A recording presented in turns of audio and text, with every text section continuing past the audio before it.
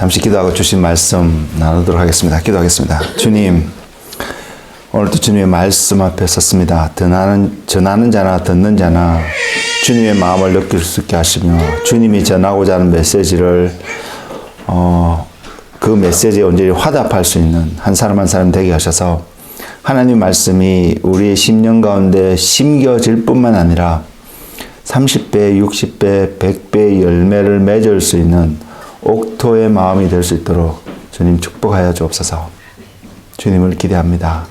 감사하고 예수님의 이름으로 기도드렸습니다. 아멘. 여러분 말씀을 가지고 계시면요. 요한복음 5장을 펴시면 될 것 같습니다. 요한복음 5장입니다.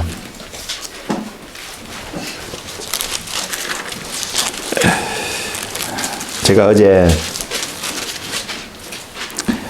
아침에 눈을 뜨고 나서 한편으로는 어떤 마음이 들었냐면 오늘 말씀 준비하기가 쉽지 않겠구나 이런 마음이 많이 있었습니다. 지난주에 제가 말씀을 드렸을 때는 주님께서 토요일 아침에 만나자고 말씀을 하셔서 쉽게 말씀을 받을 수 있겠구나 이런 생각하고 그 말씀을 여러분과 함께 지난주에 나눴는데요. 이번 주 이제 어제 토요일은 그 아침에 눈을 뜨면서 그런 마음이 별로 없더라고요. 그리고 제 안에 한편으로는 한 구석에서는 어떤 마음이 있었냐면 주님으로부터 말씀을 받기 위해서 오늘 하루 종일 스트럭을 할 수 있겠구나 이런 마음이 한 구석에 있었습니다. 그럼에도 불구하고요. 제가 주님 앞에 나와서 기도하고 주님의 마음을 주님이 전하고자 하는 메시지를 기다리고 있을 때에 기대하고는 전혀 상관없이 너무나도 쉽게 하나님의 말씀을 주셨습니다. 그래서 제가 너무나 가뿐한 마음으로 감사한 마음으로 오늘 또 여러분들 앞에서 말씀을 나눌 수 있게 되었는데요. 저의 어떠함과 상관없이 하나님이 우리 모두를 위해서 그분의 마음을 풀어놓고 계시고 전하고 계시는 그분의 마음을 느낄 수 있고요. 그래서 우리가 그분 앞에 감사한 마음으로 하나님이 전달되어진 메시지 속에서 주님을 발견하는 은혜가 여러분 가운데 정말로 넘치기를 원합니다. 오늘 또 예배 가운데 하나 느끼는 한 부분은요. 하나님이 정말로 한 사람 한 사람을 귀하게 보시고 그 한 사람 한 사람을 향해서 정말로 그 마음이 느껴졌어요. 중성이가 어디 갔나요? 사라졌네. 중성이 보면 너무 귀엽잖아요. 너무 사랑스럽고 한데 정말 부모가 그 아이를 바라볼 때 사랑스러운 마음으로 바라볼 수 있는 그 눈길이 여러분 가운데 있음을 느낄 수 있었습니다. 특별하게 한 사람 가운데 그 눈길이 집중되는 것을 조금 느낄 수 있었는데 기회되면 나누고요.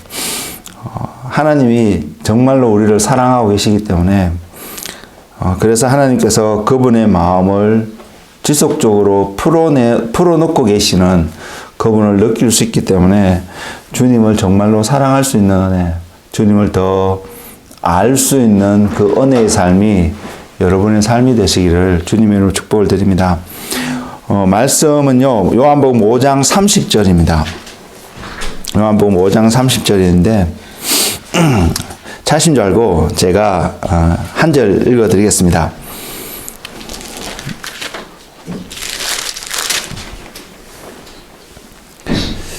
내가 아무것도 스스로 할 수 없노라. 듣는 대로 심판하노니 나는 나의 뜻대로 하려 하지 않고 나를 보내신 이의 뜻대로 하려 함으로 내 심판은 의로우니라. 이 말씀에서 시작하겠습니다. 이 말씀에서 몇 군데의 말씀을 오늘 살펴볼 텐데 여러분한테 알려드릴 텐데 이 말씀에서 시작하면서 제목을 그리스도를 본받아 라고 정했습니다. 왜냐하면 저와 여러분의 삶 속에 또한 우리가 지속적으로 듣고 있는 주된 한 메시지는 주님을 닮는 삶입니다.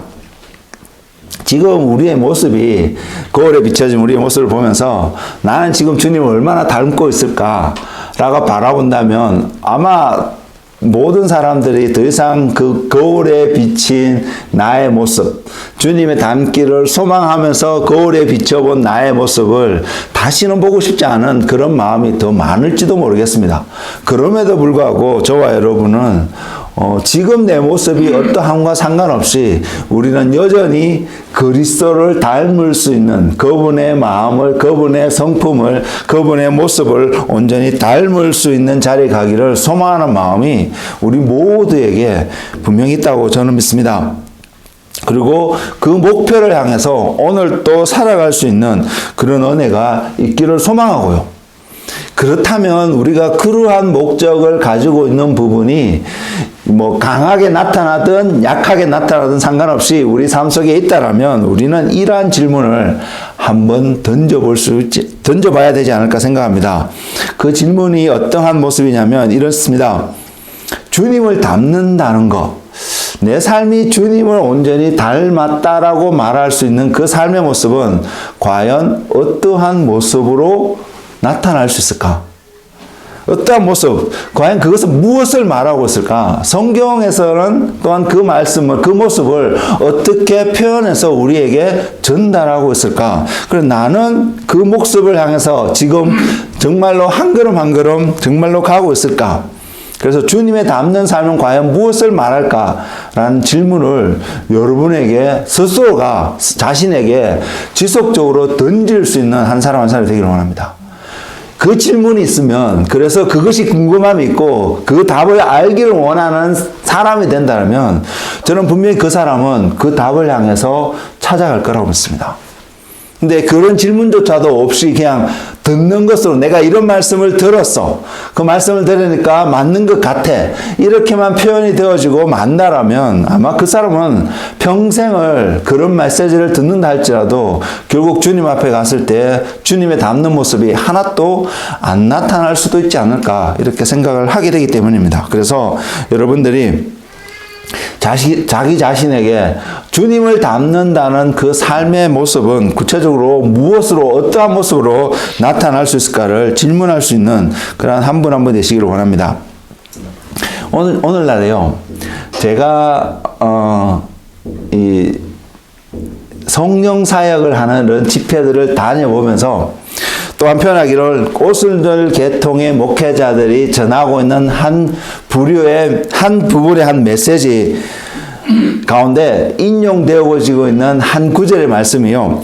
요한복음 14장 12절에 있습니다. 그 말씀이 뭐냐면 내가 진실로 진실로 너희에게 이르노니 나를 믿는 자는 내가 하는 일을 그도 할 것이요 또한 그보다도 큰 일을 하리니 이는 내가 아버지께로 감이라. 이 말씀을 가지고 또한 전하고 있는 한 부분의 메시지가 무엇이냐면 우리는 주님이 하신 일을 할 수 있다. 그 말에 익스텐드를 하면 주님이 살아가셨던 이 땅에서 살아갔던 삶의 어떠한 모습들을 우리 삶 속에서도 경험하며 행하며 살아갈 수 있음을 격려하고 또한 그 자리에 갈 수 있게끔 인도하고 있는 불의의 한 차원의 한 메시지입니다. 그리고 그것을 통해서 그 말씀이 성경적으로 어떻게 증명되어지고 서포트하고 있냐를 보여주는 것이 요한복음 14장 12절 말씀입니다. 주님이 이 말씀을 하실 때에 주님이 가지고 계셨던 그 컨셉, 주님이 보고 계시고 이 말씀이 온전히 이루어지면 이러한 모습일 거라고 생각하고 주님이 분명히 전하셨던 그 마음이 분명히 있을 텐데 아마 우리 모두는 아직까지 그것이 구체적으로 fully fulfill 되어지는 그 마음이 그러한 말씀의 모습이 어떤 건지 아직은 잘 모를 수 있다고 생각합니다. 그럼에도 불구하고요. 주님이 선언하신 말씀이기 때문에 어떤 사람의 이야기도 아니고 주님이 직접 이 땅에 오셔서 사람들에게 제자들에게 알리신 말씀이기 때문에 이 말씀은 분명히 반드시 이루어질 것입니다. 저와 여러분의 세대에 아니면 다음 세대에 분명히 주님이 오시기 전까지 이 말씀이 주님이 생각하고 있는 그 온전한 모습대로 분명히 이루어지는 모먼트가 있을 거라고 생각을 합니다. 그리고 그것 때문에 또한 그 오순절 계통의 목사님들이 초점을 맞추고 있는 사역의 한 모습은 뭐냐면 초자연적인 삶의 한 부분입니다. 저는 맞다고 생각합니다. 그리고 왜냐하면 왜 맞냐면 그리스도에는요 분명히 초자연적인 삶을 살아갈 수밖에 없는 부르심이 그들 삶 속에 있기 때문입니다. 그래서 저와 여러분 삶 속에 초자연적인 삶을 경험하는 것은 너무나도 내추럴하고 당연할 수밖에 없는 분명한 삶의 한 모습인 것은 분명합니다. 왜? 저와 여러분이 그리스도인이기 때문에요. 믿는 자이기 때문에요. 그리고 그렇게 경험되어지는 삶을 영적인 삶의 한 부분으로, 그것이 전부 다 영적인 삶은 아니겠지만 그것이 영적인 삶의 한 부분으로 얼마든지 우리는 설명할 수 있고, 또 그렇기 때문에 그 삶을 또 추구하는 삶의 한 모습이 우리 가운데 나타난다 해도 전혀 문제가 되지 않는 삶의 한 모습인 것은 분명한 사실입니다. 근데요, 여러분 성경을 보시면 성경에 정말로 많은 초자연적인 그 삶의 모습들을 분명히 기록하고 있음에도 불구하고요, 그래도 가만히 살펴보시면 특별히 주님의 말씀을 이렇게 표현하고 계시는 주님의 말씀을 보면서 또 주님이 행하셨던 말씀들을 가만히 살펴보고 공부하고 배워가고 이렇게 해보면요, 주님이 우리의 삶이 초자연적인 것에 초점을 맞추며 살아가도록 강조하지 않으셨다는 사실입니다. 이 삶이 나타날 수밖에 없는 부분은 분명히 보이셨고, 또 주님이 그런 수많은 기적들을 통해서 사람들에게 하나님의 역사를 드러내신 것은 분명하고, 오늘날에도 이러한 역사가 분명히 일어나는데도 불구하고요, 주님의 말씀 속에 어느 곳에서 저 개인적으로는 이것이 너희가 목표로 삼고 초점을 맞추고 살아가야 되는 삶의 형태로 가르치지는 않으셨다는 사실입니다. 심지어는 주님께서 70인의 제자들을 보내시고 그 말씀이 누가복음 10장에 기록되어 있는데요. 70인의 제자를 보내시고 그 제자들이 돌아왔을 때에 놀랍고 감사하고 찬양과 기쁨으로 주님 앞에 그 사역을 보고했습니다. 그럴 때에 주님이 하신 말씀이 그러한 일들이 일어난 것으로 그렇게서 기뻐하지 말고 너희의 이름이 하늘에 기록된 것으로 기뻐하라고 그들의 관심사를 다른 것으로 돌리셨습니다. 그 하늘에 이름이 기록된 것을, 그 문자 그대인 그 말씀 그 하나만 보면 우리가 구원받았다라는 그 사실을 알려주고 있는 것이고, 그것으로 너희가 기뻐하고 감사해야 될 것을 주님이 분명히 말씀하신 것도 분명한 사실이지만, 그러나요, 주님께서 하신 표현을 그대로 보면 하늘에 기록된 것으로, 너희의 이름이 하늘에 기록된 것으로 하나님께 감사를 돌리라라고 표현을 하고 있는 주님의 말씀을 조금 더 깊이 묵상을 해보면 한 가지 깨달을 수 있는 것이, 제자들이 돌아와서 주님 앞에 또한 함께한 사람들에게 하나님이 이렇게 역사했습니다, 놀라운 간증들하고, 그래서 하나님을 찬양하고 감사했던 부분들이 분명히 우리 삶 속에서 더 필요하고 더 프랙티스 되어지는 은혜가 있기를 소망하면 분명한 사실입니다. 이것을 부인하고 잘못된 것으로 오해하지 않기를 바랍니다. 이것을 원하고 하는데, 그들의 관심이 어떻게 보면 조금만 더 세밀하게 깊이 들어가 보면 주님께서 하늘의 이름이 기록된 것이라는 표현에 조금 더 초점을 맞춰서 보면, 하나님의 역사가 이 땅 가운데서 일어나고 있는, 이 땅에서 무언가가 발생하고 있는 이 일로서 우리의 마음을 빼앗기는 것이 아니라, 이것이 일어나게끔 해줄 수 있었던, 할 수 있었던 하늘에서 일어나는 어떤 일들, 하늘의 어떤 것에 더 마음을 쏟고 관심을 맞추라고 주님이 그들의 관심을, 초점을 옮기고 계신 것을 저는 볼 수 있습니다. 우리 이 땅에 살면서요, 우리 너무 이 땅에 초점을 맞추고 살아가고 있지는 않은지 우리는 한번 생각해 보아야 합니다. 하나님의 역사가 분명히, 하나님의 나라가 우리가 살고 있는 이 땅 가운데 분명히 이루어지는 것이 하나님의 목적인데, 이것이 이루어지기 위해서 우리가 이 땅에서 살아가면서 관심을 가져야 될 곳이 땅의 것이 아니라 하늘의 것이라는 사실입니다. 제자들이 하나님이 하늘에서 하나님의 세계에서 무엇을 하고 있는지 더 초점을 맞추고 관심을 갖기를 원하시는 주님의 마음을 누가복음 10장 20절에서 표현하고 계시는 너희의 이름이 하늘에 기록된 것으로 더 감사하고 기뻐하라고 표현하신 주님의 말씀 가운데서 엿볼 수 있다는 사실입니다. 우린 지금 그리스도를 본받아라는 제목을 주님을 닮아가는, 주님을 배워가는 어떠한 삶, 마태복음 11장 28절인가 거기서도 주님이 그렇게 표현하시죠. 너희는 내게 와서 배우라고 말씀하시는 주님. 그래서 주님한테 가서 배우기를 원하는 우리의 삶의 모습 속에서 그 마음 속에서 이 말씀을 바라보는 것입니다. 주님께서 제자들이 어디에 초점을 맞추기를 원하시는지를 말입니다. 그래서 우리는 표현할 수 있습니다. 우리가 정말로 주님을 닮기를 원하고요. 주님을 따라가기를 원하고 그 길을 가기를 원한다면 예수님께서 이 땅에 사실 때에 육신을 먹고 이 땅에 살아가실 때에 주님이 어떠한 마음을 가지고 어떠한 태도로 어떠한 생각을 가지시고 이 땅에서 살아가셨는지를 우리는 배울 수 있는 은혜가, 깨닫는 은혜가, 발견하는 지혜가 우리 가운데 있기를 소망합니다. 그리고 이 말씀은 특별히 요한복음 5장 30절의 이 말씀은 그것을 보여주는 매우 중요한 하나의 기초가 되는 내용을, 가르침을 그곳에 담고 있다고 저는 믿습니다.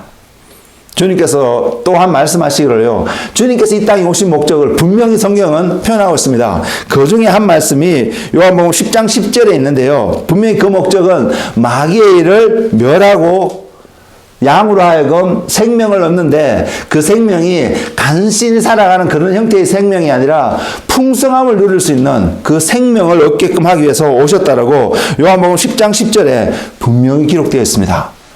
그러면서 주님의 목적이 무엇인지 기록하며 주님의 대적이 되는 마귀의 목적이 무엇인지를 분명히 보여주는데 그 말씀이 이렇습니다. 도둑이 오는 것은 도둑질하고 죽이고 멸망시키려는 것뿐이요 내가 온 것은 양으로 생명을 얻게 하고 더 풍성히 얻게 하려는 것이라. 예, 이것이 주님의 삶의 목적이었습니다. 이 땅에 오신. 그래서 주님은 이곳에 관심을 두고 그러한 삶을 살아갔습니다. 어떤 삶이요? 양이 생명을 얻고 풍성하게 되는 삶, 또한 마귀의 계략들이 파괴되어질 수 있는 삶. 결국 저와 여러분이 주님을 닮는 삶을 살아간다면 우리의 삶 속에서도 분명히 이러한 결과들이 나타나게 될 것입니다. 네, 목적은 그래서 보여지잖아요.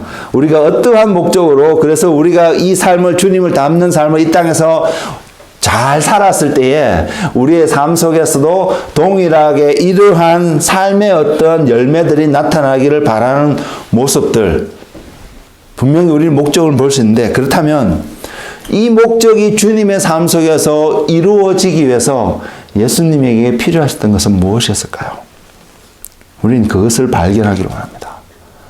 그래서 그것이 저와 여러분 삶 속에 동일하게 주어진다면 우리는 주님이 이 땅에서 살았던 삶을 따라가면서, 조금 뒤에 다시 한번 말씀을 드리겠지만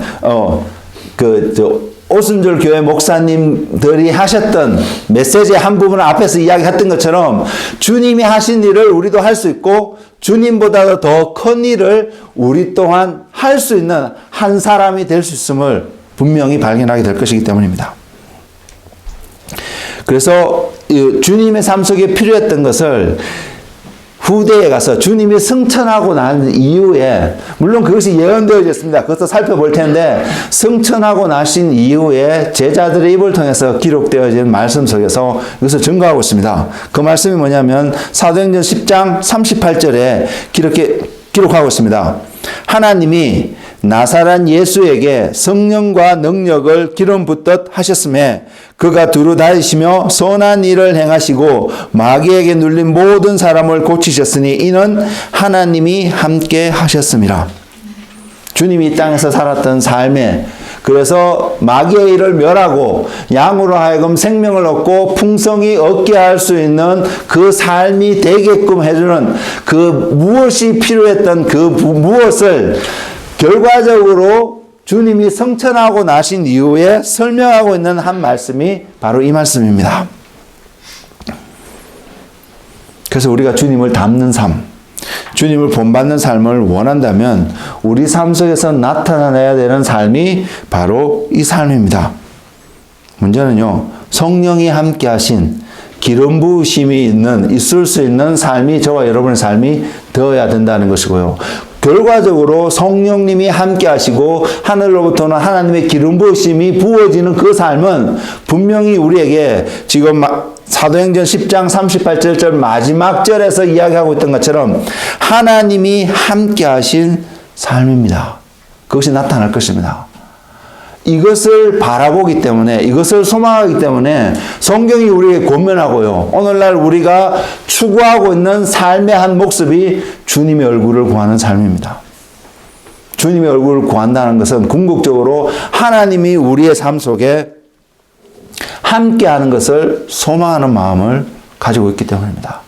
이것이 여러분의 소망이신가요? 그리고 이것이 여러분의 가장 최고의 소망으로 여러분 지금 이 땅에서 살아가는 삶 속에서 그것이 제일 큰 소망으로, 제일 큰 목적으로 세워져 있으신가요? 결국은 이렇게 표현할 수 있습니다. 우리가 주님을 닮아가는 삶을 살아가면 우리 삶 속에 하나님께서 나타나시는, 하나님께서 함께하는 삶의 모습이 드러나야 된다는 사실입니다. 그래서 금요일날도 잠시 말씀을 드렸던 것처럼 모세가 하나님 앞에 하나님이 가시지 않으시려거든, 하나님이 함께 올라가지 않으시거든 우리를 그곳에 올려보내지 마소서라고 기도하셨던 출애굽기 33장 15장 16절에 있는 그 말씀도 모세가 그의 삶 속에서 무엇을 구해야 되는지, 그의 삶 속에서 무엇이 이스라엘 백성들에게 가장 필요한 것이 무엇인지를 누구보다도 정확히 알았기 때문에 그 기도를 할 수 있지 않을까 생각해 봅니다. 우리는 어떠신가요? 하나님을 닮기를 원하고 있는 우리 모두의 마음속에 바로 이 기도가 최우선의 기도로 여러분의 삶을 인도하고 있으신가요? 우리 삶 속에서 나타나기를 원하는 열매, 그래서 살펴보기를 원하는 것이 하나님이 지금 내 삶 속에 함께하고 있을까? 하나님이 지금 여러분 삶 속에 함께하고 계신가요? 여러분의 일상의 삶 속에서 주님이 함께하고 계심을 여러분 체험하고 경험하고 계신가요? 그러면 또 감사하고요. 또 그것이 더 증가되기를 원하고, 그리고 또 아닌 것 같아 이런 마음이 든다면 우리는 이런 질문을 던져볼 수 있지 않을까요? 어떻게 하면 주님께서 이 땅에 계실 때처럼 주님과 함께 하신 하나님이 나의 삶 속에, 여러분의 삶 속에도 함께 하실 수 있을까요? 라는 질문을 우리는 해보아야 되지 않을까요? 이것이 무엇인지, 이 키워드가 무엇인지 살펴보기 위해서 성경 속에서 말하고 있는 그 키워드를 오늘 여러분 앞에 소개하기를 원합니다. 그리고 그것은 분명히 기름 부으심이었습니다. 기름 부으심을 통하여서 사도행전 10장 38절에서 기록하고 있는 것처럼 성령과 능력으로 기름 부으심을 통해서 하나님이 주님과 함께 하셨다는 것을 증거하고 있듯이 우리 삶 속에서도 바로 그러한 동일한 은혜가 필요합니다. 그럴 때에 하나님이 함께 하실 수 있는데 바로 그 기름 부으심이 어떠한 기름 부으심이고 그 기름 부으심을 통해서 진짜로 무엇이 나타나는지 성경이 예언하고 있고요. 성경이 보여주고 있습니다. 이사야 선지자가 그것을 예언했고요. 사도행전 10장 38절의 말씀은 예언된 그 말씀이 온전히 이루어졌음을 증거하고 있는 하나님의 또 말씀입니다. 그 말씀을 살펴보면 이사야서 11장 2절에서 5절의 말씀입니다. 이사야가 주님에 대해서 예언하기를 이렇게 예언을 했습니다.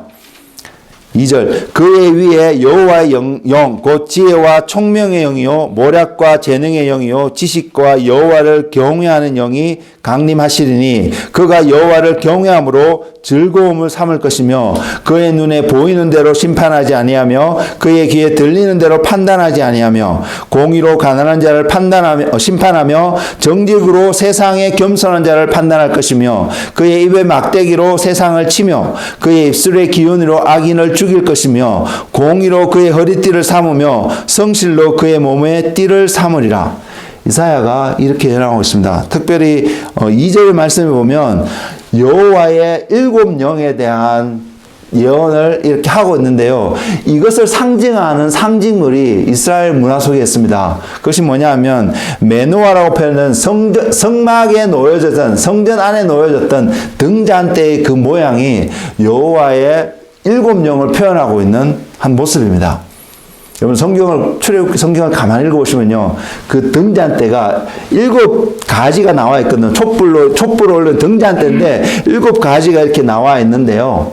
그것이 두들겨서 펴서 만들었다는 사실입니다. 그리고 그것이 다 하나로 다 연결되어져 있다는 사실을 보면 하나님이 굉장히 놀랍게 이스라엘 백성들에게 무언가를 전하시고 그것을 보며 하나님의 것을 발견할 수 있는 놀라운 것을 주셨음을 볼 수 있습니다. 지금 조금 전에 제가 읽어드렸던 이 말씀을 다시 한번 정리를 해드리면요. 주님의 삶 속에서 그 기름 부으심으로 여호와의 7 영이 부어진 주님의 삶 속에서 나타났던 삶의 한 특징이 무엇이냐면 여호와를 경외함이 주님의 즐거움이셨다는 것을 표현하고 있습니다. 하나님 여호와를 경외함이 즐거움의 삶이었다는 것을 여러분 한번 생각해 보셨나요? 하나님을 경외하는 것이 어떻게 즐거운 삶이 될 수 있을까? 세상의 관점으로요. 세상에 속한 한 사람으로서요. 그리스도를 믿는데 그리스도인이 되는데 믿음 생활하는 것이 어떻게 즐거움의 삶이 될 수 있을까? 세상의 관점에서 절대로 이해될 수 없는 삶의 한 모습일 것입니다. 그러면 하나님의 관점에서 그리스도인의 관점에서 내가 바라봤을 때 어떠한 삶의 모습이 우리 가운데 나타날 때에 그 믿음이 어떠한 모습으로 드러날 때에 그것이 여호와를 경외하는 것이 이 하나님을 경외한다는 그 표현이 우리에게 파지티브한 모습보다는 조금 부정적인 모습으로 더 많이 다가오고 있는 부분이 동적인 모습보다는 정적인 모습으로 더 다가오는 부분이 있습니다. 그래서 중요한 줄 알고 그렇게 해야 되는 줄 알면도 불구하고 적용되어진 삶의 많은 영역 속에서 온전하게 적용되어지지 못하게 정말 이걸까? 이래야 될까? 궁금해지는 많은 부분들이 있습니다.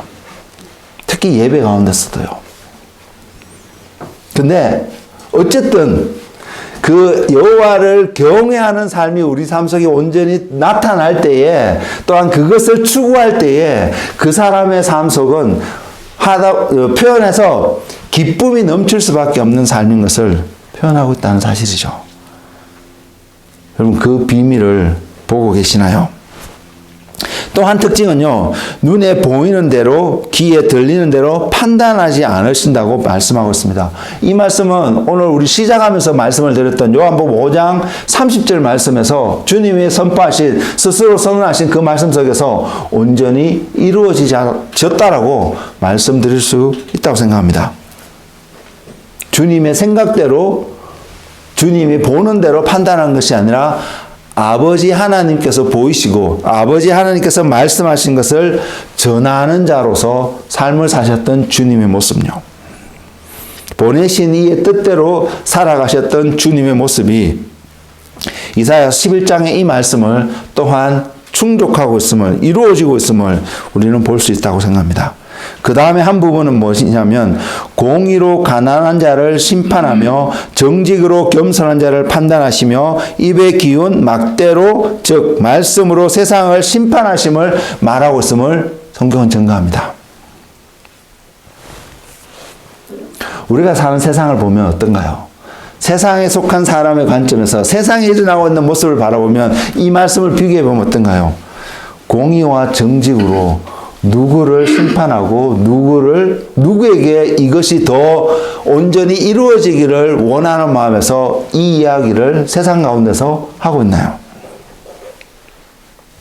우리는 세상의 시스템은요, 세상에서 바라보는 한 관점은 이렇습니다. 공의와 정직, 맞아. 다 그렇게 생활해야 된다고 이야기하면서 먼저는 아무도 그렇게 제대로 살아간 사람이 없습니다.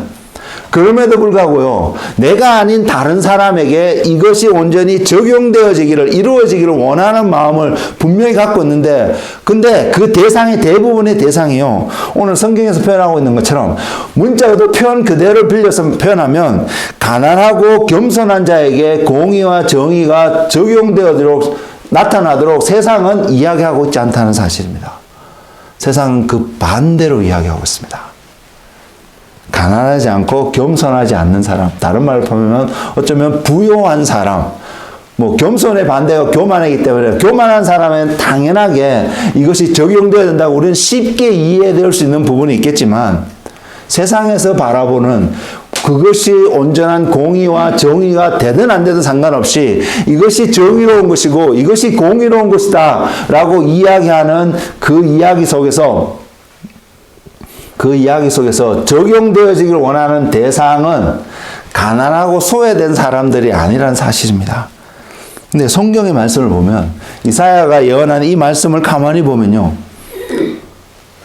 공의와 정의로운 어떤 정직한 어떠한 삶이 가난하고 겸손한 자에게 적용되어지는 것을 이야기하고 있단 말입니다.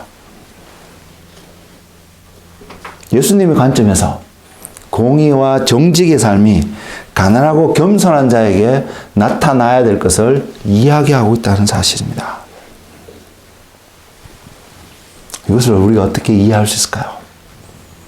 한 가지, 여러분이 지금 이 말씀이 이런 의미이기 때문에 이렇게 이해해야 된다, 이것을 먼저 전해지기 전에 저와 여러분이 주님이 지금 우리에게 전하고 있는 메시지와 세상에서 우리에게 전하고 있는 메시지가 너무나 다르다는 사실을 볼 수 있는 눈이 있기를 원합니다. 이것이 오늘 제가 전하고자 하는, 주님이 우리에게 전하고자 하는 오늘 메시지의 중요한 한 핵심의 한 포인트입니다. 하나님의 뜻이 가난하고 겸손한 자에게 온전히 드러날 수밖에 없음을 이사야 선지자를 통해서 표현하고 있는 표현의 한 모습입니다. 하나님이 사람들이 가난하고 소외되어 있기 때문에만 관심을 갖는 것이 아니라요, 하나님의 뜻이 이루어질 수 있는 조건이 그들의 삶 속에 있다는 것을 보여주고 있는 한 부분입니다. 우리의 삶 속에 그 조건이 이루어질 수 있는, 하나님의 뜻이 이루어질 수 있는 어떠한 컨디션이 우리의 삶 속에 채워져 가고 있나요? 세워져 가고 있나요?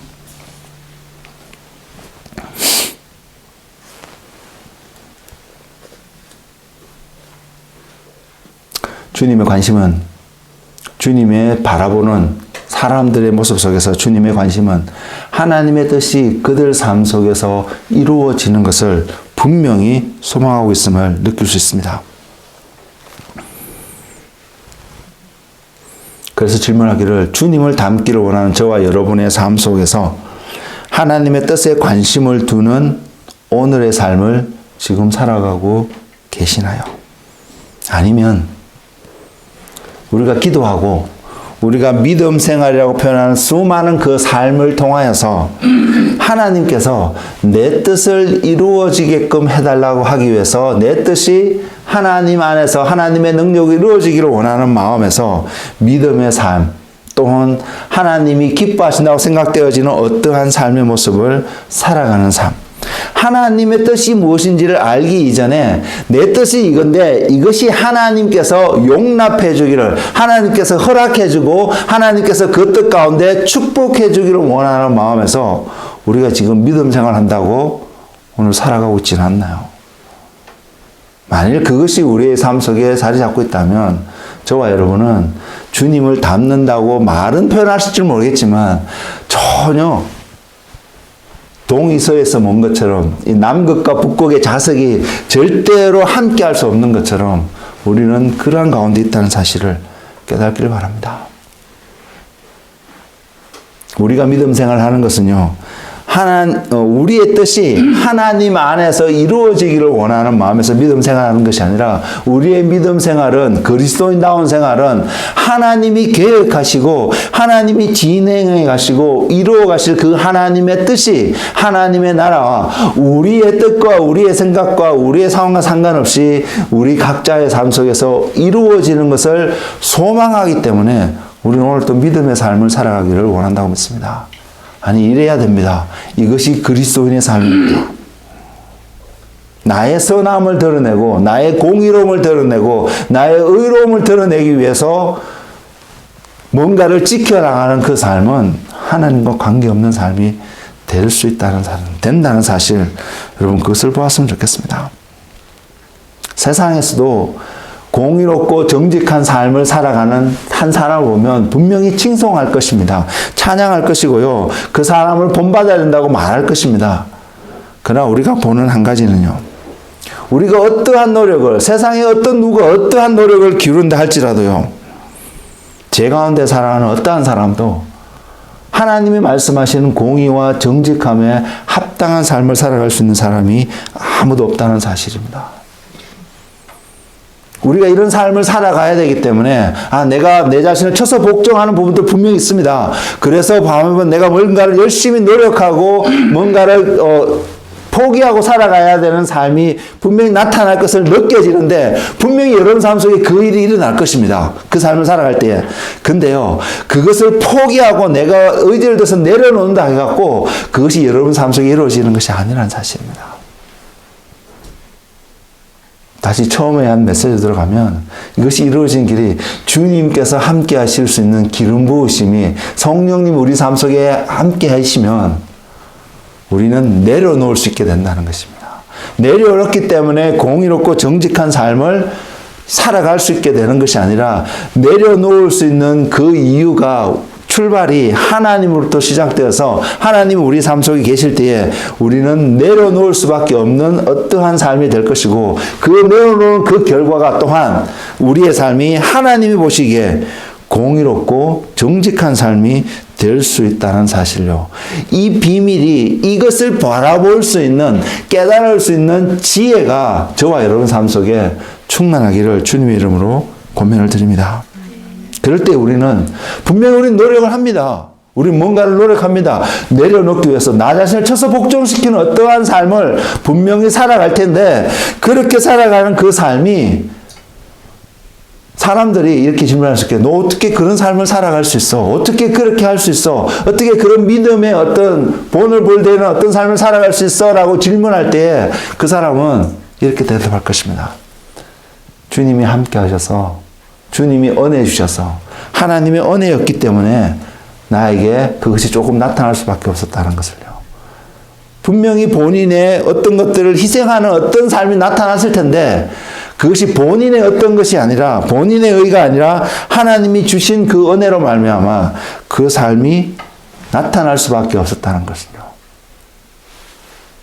우리 안에 그런 은혜가 넘치기를 원합니다.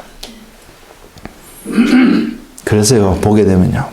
그래서 저와 여러분이 하나님 보시기에 공의롭고 정직한 삶을 정말로 온전히 살아가게 된다면 무엇이 나타나는 줄 아세요?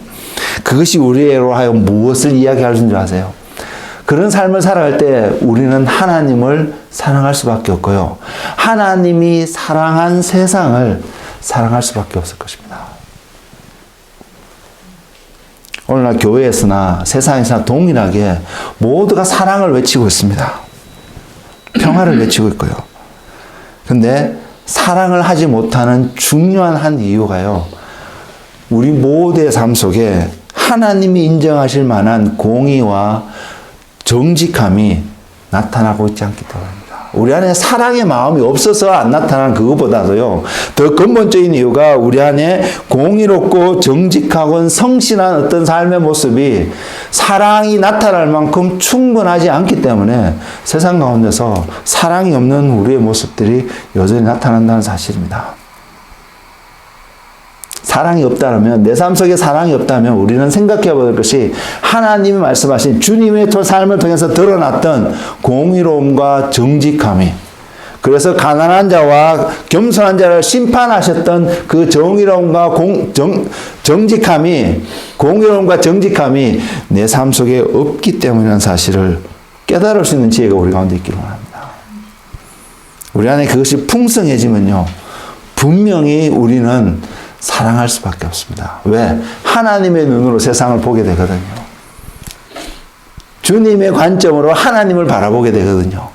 주님의 관점으로 주님이 사랑하셨던 사람들을 바라볼 수 있게 되거든요.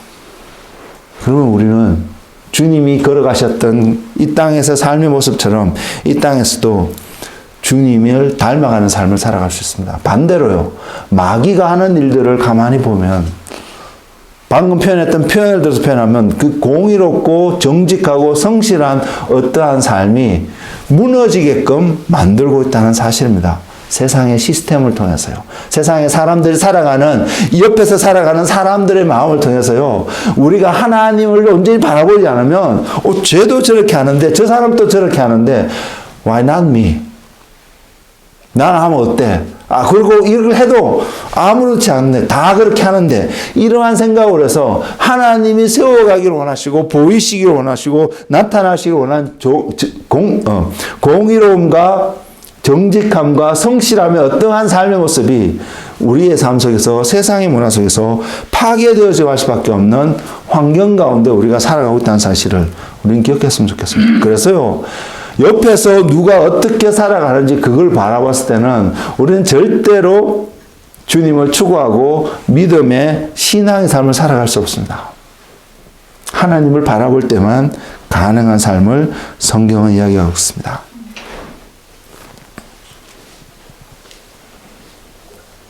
우리는 왜 주님을 갈망하고 구하는 삶을 살려고 힘을 쓰고 있나요? 여러분 힘쓰고 계시죠?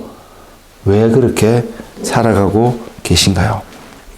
이 질문에 각자가 서로에게 그 답을 하는 것이 아니라 하나님 앞에서, 하나님이 이 질문을 하신다면, 나에게 하신다면 내가 하나님 앞에서 이 질문에 답을 할 수 있는 지혜, 그 은혜가 여러분 삶 속에 충만하기를 원합니다.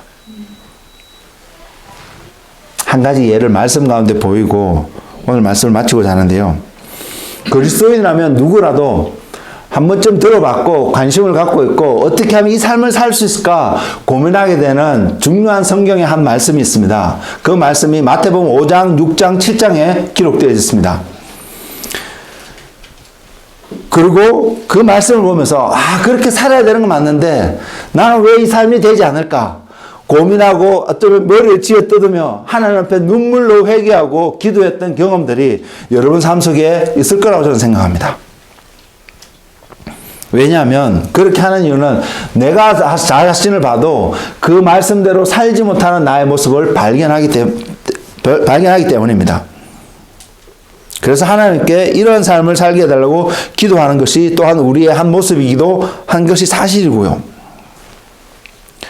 우리가 만일 정말로 이러한 삶을 살기를 원한다면 이 삶을 살 수 있는 그 키워드가 주님의 한 말씀 가운데 있습니다. 그 마태복음 5장, 6장, 7장의 몇 구절의 말씀 속에서 그것이 들어있습니다.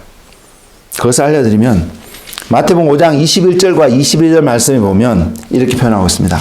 옛사람에게 말한 바 살인하지 말라 누구든지 살인하면 심판을 받게 되리라 하였다는 것을 너희가 들었으나 나는 너희에게 이르노니 형제에게 노하는 자마다 심판을 받게 되고 형제를 대하여 나가라 하는 자는 공회에 잡혀가게 되고 미련한 놈이라 하는 자는 지옥불에 들어가게 되리라. 또 다음 한 구절은요 5장 27절과 28절에 보면 이렇습니다. 또 간음하지 말라 하였다는 것을 너희가 들었으나 나는 너희에게 이르노니 음욕을 품고 여자를 보는 자마다 마음에 이미 간음하였느니라. 또 한 구절을 말씀드리면 마태복음 5장 31절에서 32절인데요. 또 일렀으되 누구든지 아내를 버리려거든 이혼정서를 줄 것이라 하였으나 나는 너희에게 이르노니 누구든지 엄행한 이유 없이 아내를 버리면 이는 그로 간음하게 하며 또 누구든지 버림받은 여자에게 장가드는 자도 간음함이니라. 여러분 제가 몇 구절의 말씀을 지금 읽어드렸는데 여기서 공통점이 뭔지 아세요? 여기서 공통점이 뭔지 아세요? 그 공통적인 표현이 이것입니다. 너희가 이렇게 들었으나 나는 너희에게 이르노니 라는 공통점이 있습니다. 너희가 이렇게 해야 된다고 듣고 하였으나 나는 너희에게 이르노니. 주님이 하시고 표현이 그곳에 있습니다. 간음을 안 해야지. 형제에게 욕을 하고 잘못한 것을 안 해야지. 그것에 초점을 맞추는 삶이 아니라요. 주님께서 우리에게 오늘 사는 저와 여러분에게 무엇을 말씀하고 계시는지를 듣는 것이 우선이 되어야 되는 것을 성경은 보여주고 있습니다. 그것이 삶의 기준입니다. 원칙입니다. 그래서 주님이 모세도 표현했지만 주님께서 시험을 받으실 때도 표현하셨던 그 표현이 바로 그것입니다. 여호와의 입에서 나오는 말씀으로 살아가야 된다는 것을요. 하나님의 음성이, 하나님의 말씀이 우리에게 들려지지 않으면요. 하나님 말씀이 우리가 받을 수 없으면 우리는 성경에서 말하는 어떠한 형태의 삶도 우리는 살아갈 수 있는 사람이 아니라는 사실입니다. 사람의 말, 전통의 말을 듣는데 사람들 많이 익숙해져 있습니다. 우리도 마찬가지고요. 세상에서 들려주는 메시지에, 들려주는 어떤 이야기에 우리의 귀는 너무나 쉽게 나아가는 것이 사실입니다. 근데 그러한 삶은 우리로 하여금 그리스도를 닮고 성경에서 말하고 있는 공의롭고 정직한 성실한 어떠한 형태의 삶으로 우리의 삶을 인도하지 않는다는 사실입니다. 주님은 그래서 특별히 당시에 서기관과 바리새인과 제사장들, 그 당시에 종교 지도자들과 굉장히 트러블이 많았습니다. 오늘도 마찬가지일 것입니다. 저와 여러분이 주님의 말씀을 듣고 그 말씀에 순종하는 삶을 살아가면 살아갈수록 여러분이 속한 사회 속에서, 세상 속에서, 심지어는 교회 안에서도 여러분 핍박을 받을 수 있을 것입니다. 저는 그럼에도 불구하고 여러분이 그 삶을 지켜나가는 한 분 한 분 되시길 원합니다. 교회라고 예수를 믿는 그러한 모임이 아니라는 사실입니다. 특별히 오늘 시대를 살아가는, 과거에도 마찬가지였지만요. 세상은 하나님의 말씀에 관심이 없습니다. 그리스도인은 하나님의 말씀에 관심을 두어야 합니다. 그것이 요한복음 5장 30절에서 표현하고 있는 주님의 한 표현입니다. 하나님께 초점을 맞추고 계시니까 이 땅에서 육신을 입고 살아가고 말씀이 육신이 되어서 오신 바로 그분 자체도 그분이 하는 모든 말씀이, 주님이 그런 표현을 하시거든요. 내가 판단하고 정죄하는 것도 맞는 말이지만, 맞는 이야기지만 나는 내 힘대로 내 스스로 판단하고 정죄하지 않는다고 그렇게 하시면서 하시는 표현입니다.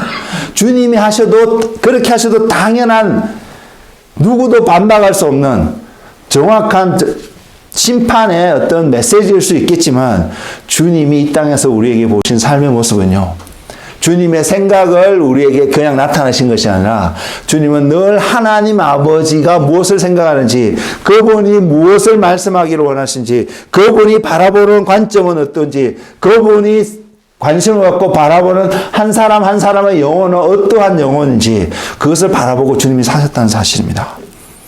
그리스도인의 삶은 바로 그래야 된다고 믿습니다. 주님이 우리에게 오늘 말씀하시고 보이시는 삶은 바로 그곳에 있다고 믿습니다. 그러한 삶을 살아갈 때에 저와 여러분의 삶은 어떠한 삶이 되냐면 하나님을 경외하는 삶을 살아가게 되고 그것이 즐거움이 될 수밖에 없는 삶이 되어질 것입니다. 나의 필요가 하나님의 뜻 가운데서 이루어지기를 바라는 이러한 초점이 아니라 하나님의 뜻이 내 삶 가운데 초점이 되어지고 내가 그것을 바라볼 수 있게끔 하는데 관심을 갖는, 초점을 맞추는 그 삶이 훈련되어지는 저와 여러분이 되기를 원합니다. 이것이 하나님을 경외하는 삶이라는 사실입니다. 세상은요, 말할 것도 없고요. 오늘날 많은 교회들이 교회라고 간판을 달고 있는, 저는 우리도 마찬가지라고 생각합니다. 우리도 조심하지 않으면 얼마든지 그런 가운데 빠질 수 있는데요. 하나님을 경외하는 것을 강조하는 것, 하나님의 관심에 초점을 맞추는 것에, 하나님을 경외하는 즐거움의 삶에 대해서 잘 모릅니다. 우리는 이것을 깊이 배워가는 그런 주님의 교회가 되었으면 좋겠습니다. 그 하나님의 초점을 세상 가운데, 교회 가운데 이루어지는 것이 관심 있는 것이 아니라 자기의 소견에 옳은 어떤 것, 보기에 선해 보이는 것, 교회니까 하나님을 믿는다고 말하니까 이러한 삶을 살아가면 좋을 것 같아서 행하는 수많은 일들이 있습니다. 저는 그런 일 하고 싶지 않습니다. 저는 여러분이 그렇게 시간 낭비 안 했으면 좋겠습니다. 그 일들이 하나님으로 출발해서 하나님이 하라고 하시는 그 일들, 그래서 할 수 있는 우리가 되기를 원합니다. 그렇다면 우리의 삶 속에서 날마다 하나님 앞에 나아가서 하나님과 연결되어지고 하나님을 바라보는 우리의 삶의 어떤 훈련들이 필요합니다. 예수님은 이 땅에서 그 삶을 사셨습니다. 그리고 그 삶이 온전해지기 위해서 예수님에게 하나님은 성령을 물 붓듯이 계속해서 부으셨습니다. 우리의 삶 속에 하나님께서 그 성령을 기름 부을 수 있도록 온전히 부을 수 있는 그 삶이 될 수 있도록 우리는 하나님 앞에 우리 자신을 드려야 합니다. 하나님을 예배하는 삶, 땅의 것을 바라보지 않고 하늘의 것을 소망하는 삶. 그래서 궁극적으로 주님을 닮는 삶을 살아가기를 원하는 모든 사람들은요, 주님이 그러셨던 것처럼 하나님을 경외하는 것을 즐거움으로 삼을 수 있는 그런 사람이 되어야 된다고 했습니다. 이 은혜가 우리 가운데 충만하기를 원합니다.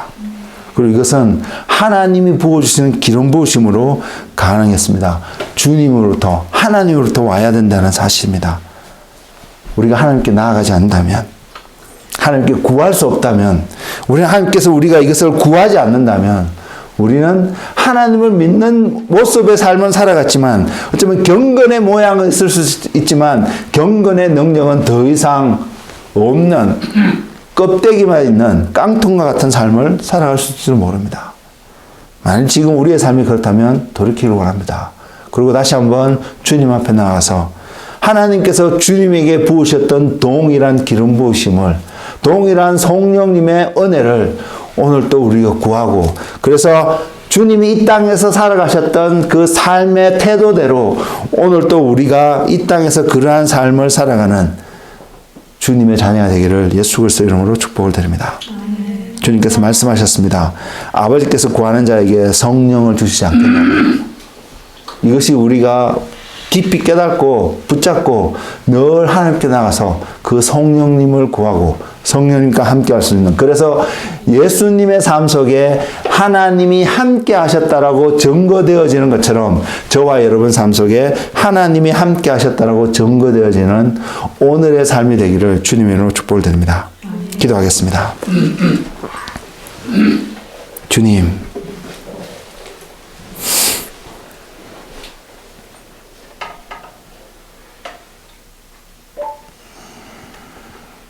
오늘도 주님의 말씀 앞에서 주님이 이 땅 가운데서 어떠한 태도로 살아가신지 주님의 말씀을 살펴봤습니다.